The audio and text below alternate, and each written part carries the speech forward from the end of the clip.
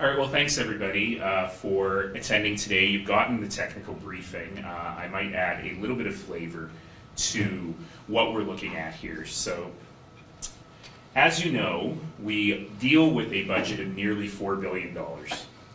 And in going into this final year of the four-year budget cycle, we were looking at two things. The first was a anticipated 4.7% tax increase.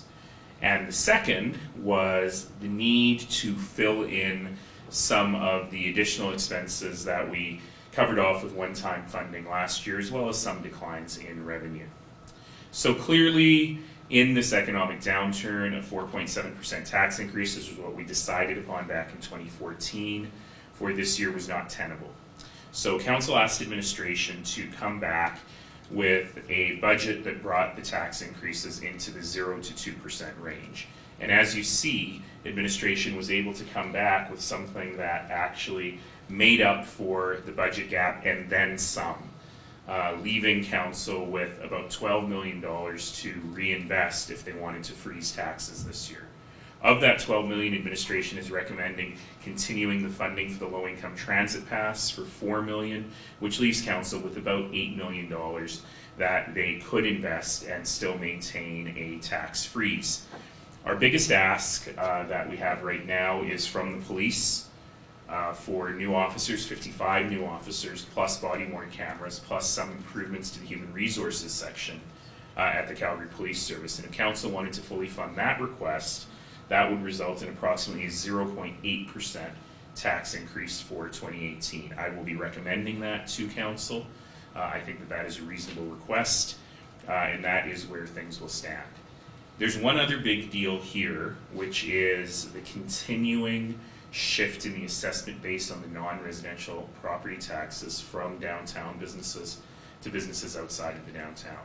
So last year we froze, effectively, both residential and non-residential taxes, but many businesses outside the downtown saw huge increases in their required tax because the downtown values had gone down so much. Everyone pays the same rate, but sometimes there's a lot of shifting within the class. And we don't yet have our final assessments in place. We'll have them in the next month or so for this year. But that said, I'm not seeing a huge difference. We're going to have the same problem this year that we had last year, with businesses outside of the downtown seeing relatively large increases. So I will be recommending to council again that we continue the program we put in last year to cap the business tax increase using one-time money for those businesses outside of the downtown. So as it stands, council is looking at an effective 0% tax increase for 2018.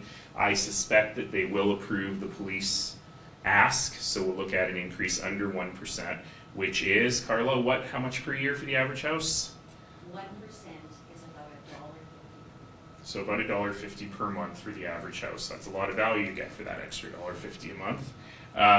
And again, I will be looking to one-time money to fix the problem for one more year for those businesses outside of the downtown. So with that, I'll take any questions. Do you expect property tax burden shift? It'll be in the magnitude of $45 million? Yeah, we haven't seen huge changes in the vacancy rate either downtown or outside of downtown. So I am working with about $45 million as a working assumption, but we won't know the real numbers until either late December or early in January. And are you thinking, again, a one-time fix as opposed to something that might go forward in future years? Yeah, I'm happy to do a one-time fix for one more year for the last of the 4 years of this budget cycle. As we get into, and council already started yesterday on the process to create the next 4-year budget, the 2019 to 22 budget, which we're calling One Calgary. And so we're going to need a more lasting solution in that budget. We can continue to do these one-time fixes for another couple of years, but we can't do it indefinitely.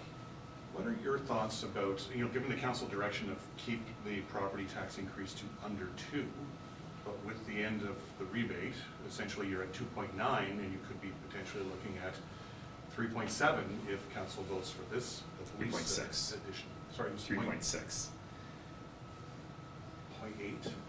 Oh, there's a 0.1 I found in there somewhere. 2.9. Anyway, go on. Okay, but even at 2.9, that's above the 2% high-end rate that the council directed. It's important to remember what that is. So I would split that 2.9 into two different categories because they really are quite different.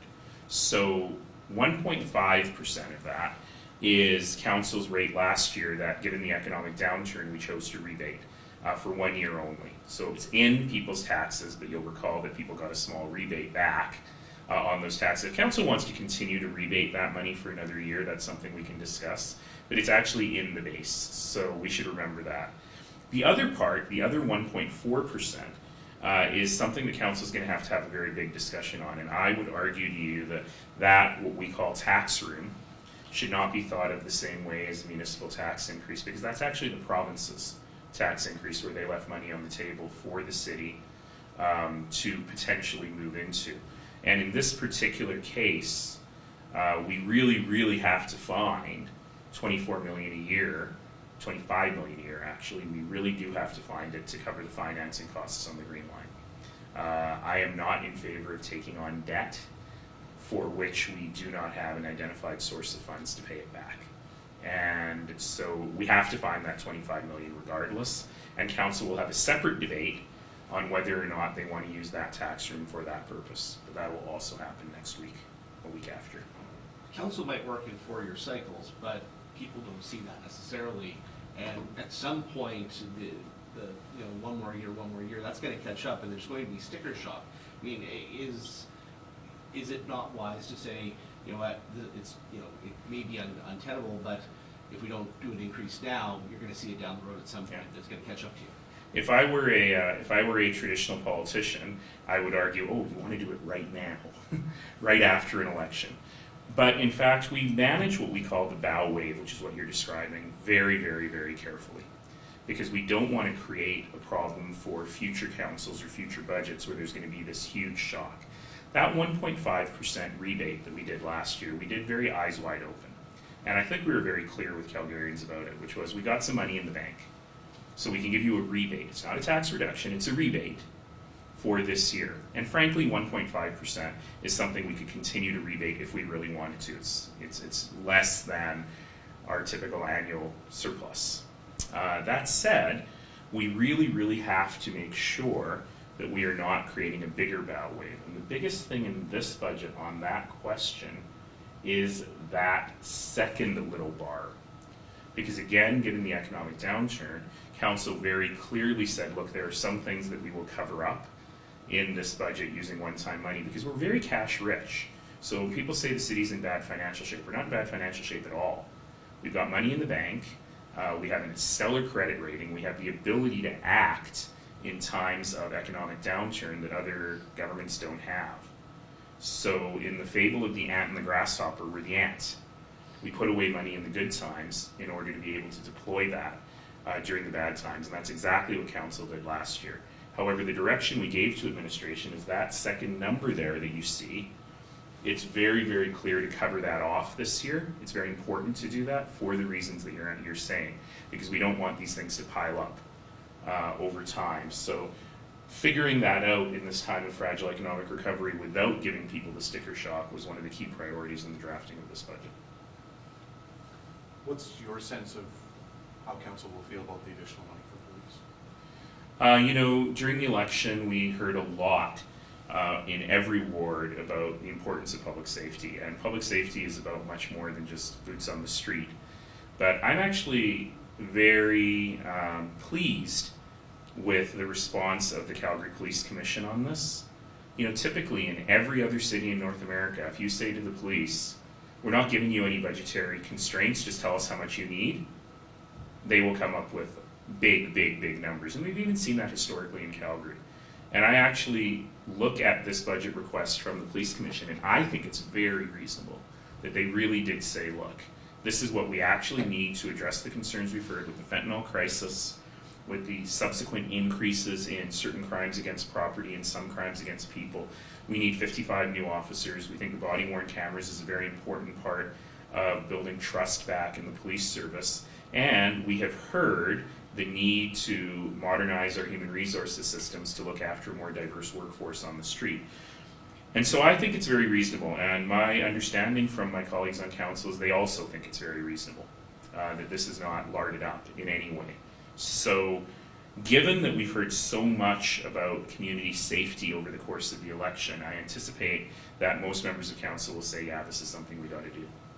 And again, even with this, we still end up looking at a sub 1% increase on your 2018 taxes.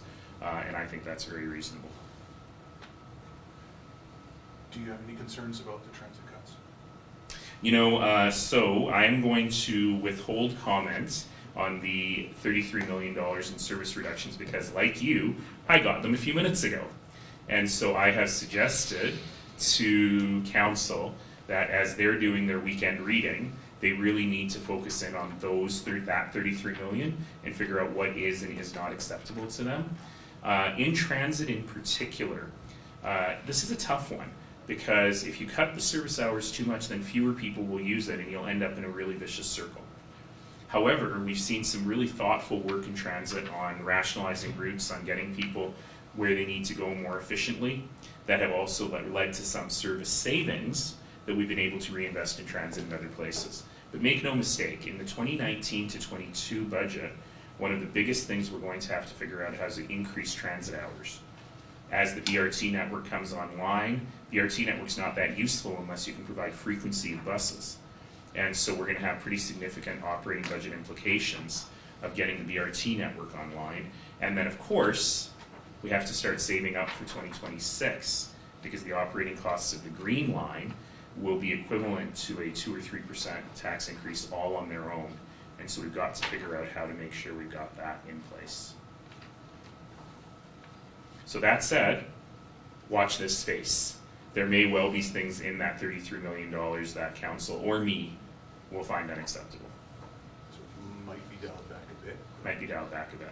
Typically, you know, we've seen in the past that council sometimes does dialing back on the margins, rarely big dialing back, but you know, now that we'll have the chance to look at them, we'll have to see what's acceptable there. Okay, anyone else? Okay, thank you. Oh, yes, Scott? Could you just, is there anything in terms of what you've seen so far you think will be a really good roiling debate on the floor of council? Actually, no. No, and maybe I'm being hugely naive, but, which I often am, but, you know, we're very transparent. We're very clear on this question. That was the question that was asked about the 1.5%. We'll have a good debate. Actually, we will have a good rolling debate on that tax room and whether we should take that for the Green Line. I think that will be a good debate. On the operating cost, you know, council has, well, let's be blunt, right? Over 50 years, no mayor was ever able to get a budget passed unanimously by council.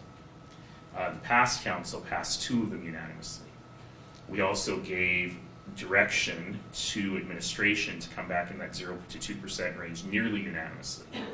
And so administration has been acting according to council's direction. So it would be a bit weird for council to then go back and go, well, we didn't really mean that.